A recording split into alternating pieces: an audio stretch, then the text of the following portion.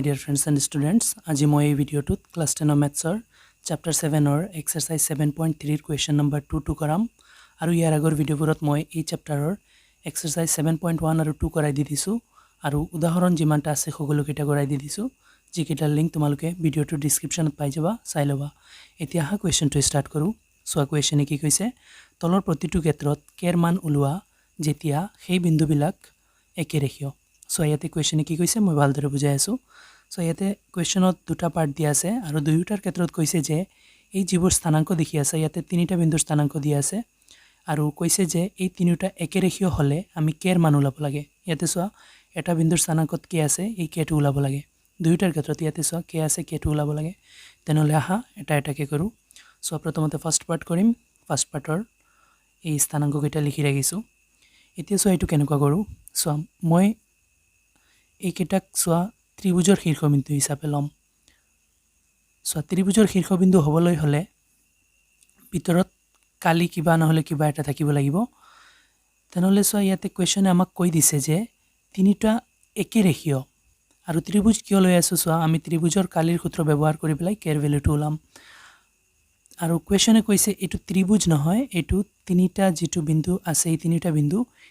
বিন্দু একেৰেখীয় হয় তেনেহলে সোৱা মই ধৰিছো এই এ বি সি এটা ত্ৰিভুজ তেনেহলে ত্ৰিভুজ হলে ইয়াতে কালি কিবা নহলে কিবা এটা আছে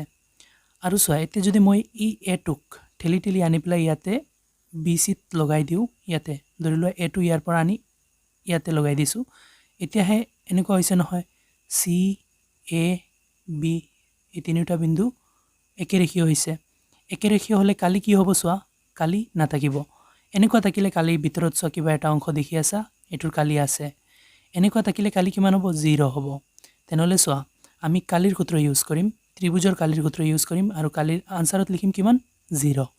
কাৰণ সোৱা তিনিটা একেৰেখীয় আছে আৰু ইয়াতে কোনো ভিতৰত জাগা নাই এনেকুৱা জাগা থাকিলে কালি কিবা নহলে কিবা থাকে তেনেহলে সোৱা এতিয়া কৰো আৰু সোৱা ইয়াতে মই এই যিকিটা বিন্দু ইয়াতে তোমালোকক একেৰেখীয় কৰি দেখুৱাইছো ইয়াতে মই এই স্থানাংক কেইটা লৈ লওঁ বা ইয়াতে নললেও হ'ব ইয়াতে মই এটাক x1 y1 দিম এটাক x2 y2 দিম এটাক x3 y3 ধৰি প্লাই কৰিম ত্ৰিভুজৰ সূত্ৰটোত সোৱা তেনেহলে ইয়াতে মই লিখো ত্ৰিভুজৰ কালি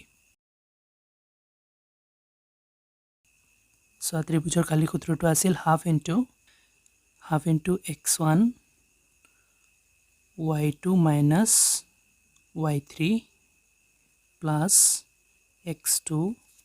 into y3 minus y1 plus x3 into y1 minus y2 এই সূত্ৰটো তোমালোকে মুখস্থ কৰি লবা এতিয়া সোৱা যেহেতু এই তিনিটা বিন্দু একেটা ৰেখাত আছে মানে এনেকুৱা আছে তেনেহলে এনেকুৱা থাকিলে মই কৈছো নহয় কালি 0 হ'ব তেনেহলে ইকুৱেলত মই 0 ৰাখি প্লাই কৰিম এতিয়া সোৱা এই ভ্যালু কেইটা মই এই তিনিটা বিন্দুৰ পৰা আনি প্লাই বহুৱাই দিম xy যিবোৰ আছে এইবোৰৰ ভ্যালু হাফৰ হাফটো ৰাখো ইনটু x1 কিমান সোৱা 7 ক x1 ধৰিছো তেনেহলে x1 ৰ ঠাইত 7 হ'ব তাৰ পিছত ইনটু y2 কিমান y2 হৈছে 1 পিছত সূত্ৰ মাইনাস y3 হৈছে k প্লাস x2 হৈছে 5 ইনটু y3 হৈছে k তাৰ পিছত সূত্ৰ মাইনাস y1 হৈছে -2 এটো ব্ৰেকেট এনেকুৱা ৰাখি দিও কাৰণ ইয়াতে -2 টো ব্ৰেকেটত ৰাখিব লাগিব কাৰণ সমুখত এটা ব্ৰেকেট আছে তাৰ পিছত সোৱা প্লাস x3 কিমান 3 into y1 কিমান -2 তাৰ পিছত সূত্ৰ মাইনাস y2 কিমান 1 এতিয়া আমি ক্যালকুলেট কৰি দিম ইকুৱেলত 0 আছে লিখি দিছো half into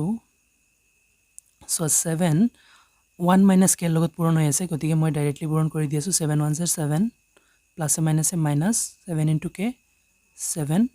k হৈ যাব তাৰ পিছত সোৱা প্লাসৰ 5 আছে ৰাখো ব্ৰেকেটটো ক্যালকুলেট কৰিম এতিয়া k minus plus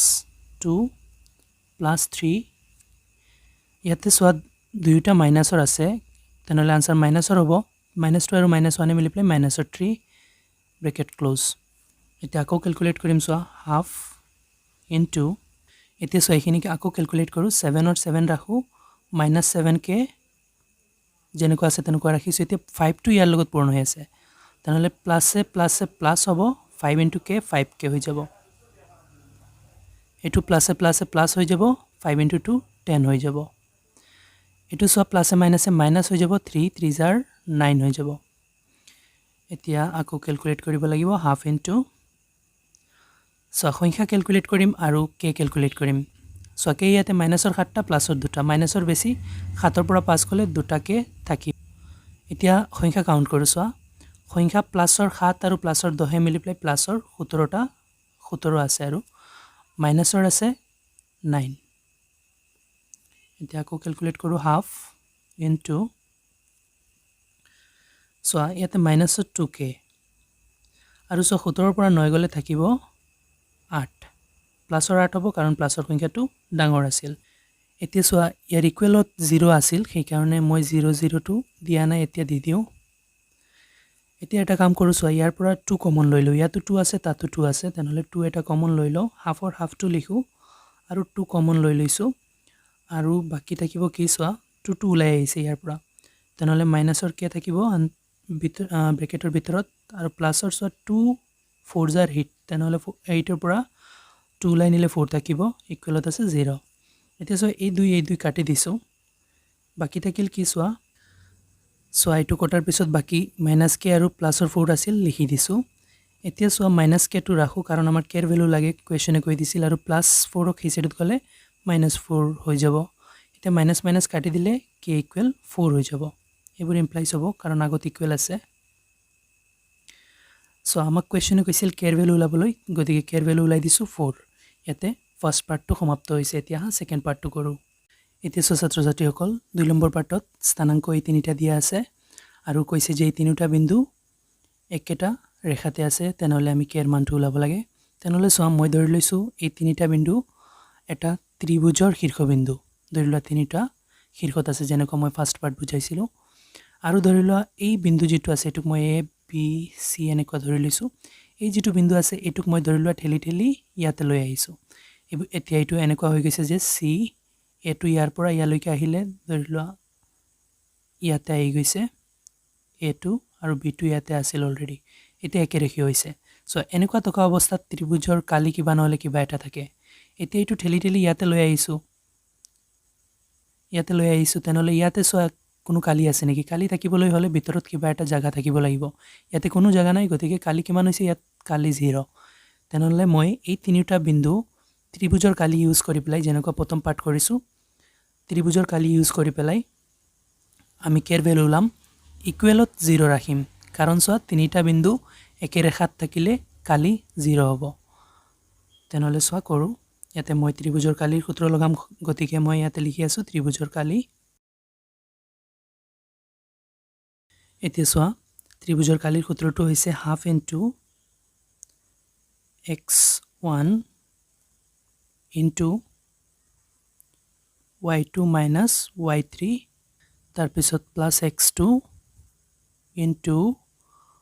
y3 minus y1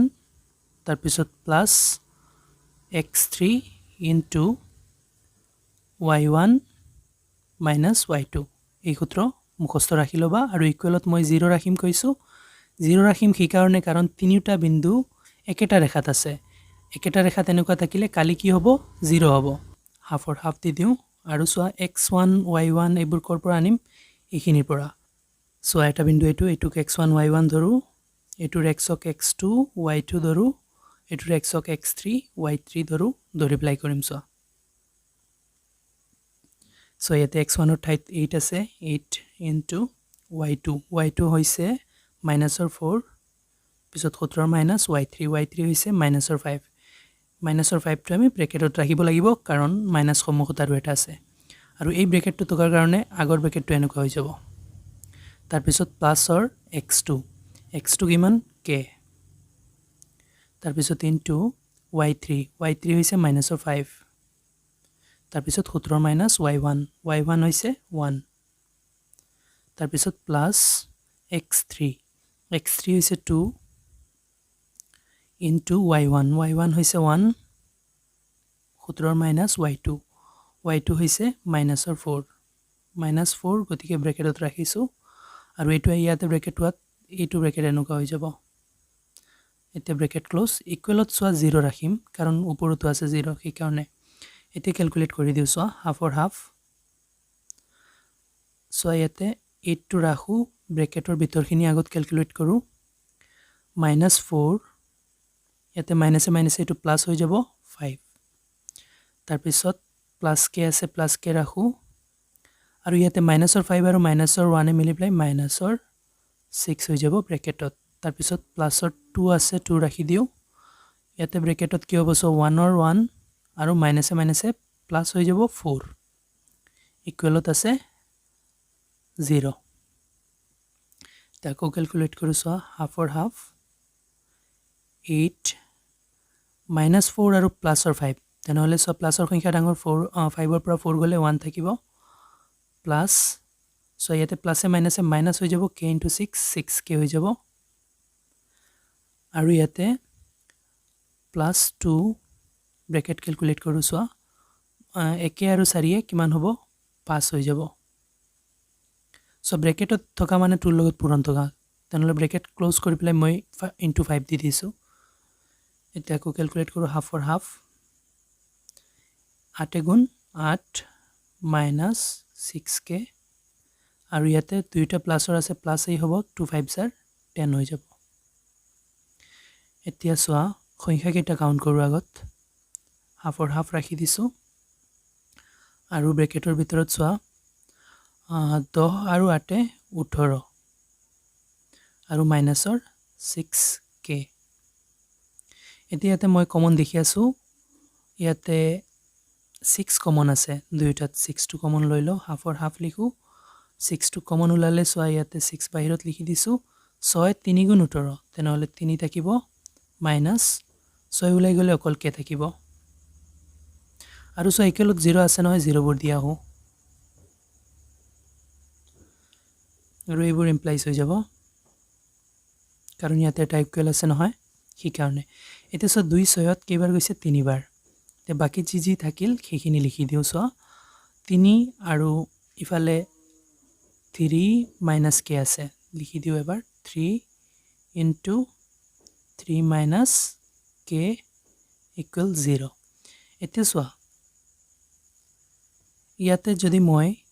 3 টো সোৱা ইয়াতে পূৰণ হৈ আছে সেই সিৰত গলে 0 লগত হৰণ হ'ব হৰণ হয়ও 0 হৈ যাব সেই কাৰণে মই ডাইৰেক্টলি 3 - k = 0 লিখি দিও সোৱা 3 টো পূৰণ হৈ আছিল সেই সিৰত গলে 0 লগত হৰণ হৈছে হৰণ হৈ পেলাই 0 ই হ'ব সেই কাৰণে ডাইৰেক্টলি লিখি দিছো এতিয়া - k ৰাখো আমাৰ k এৰ ভ্যালু লাগে সেই কাৰণে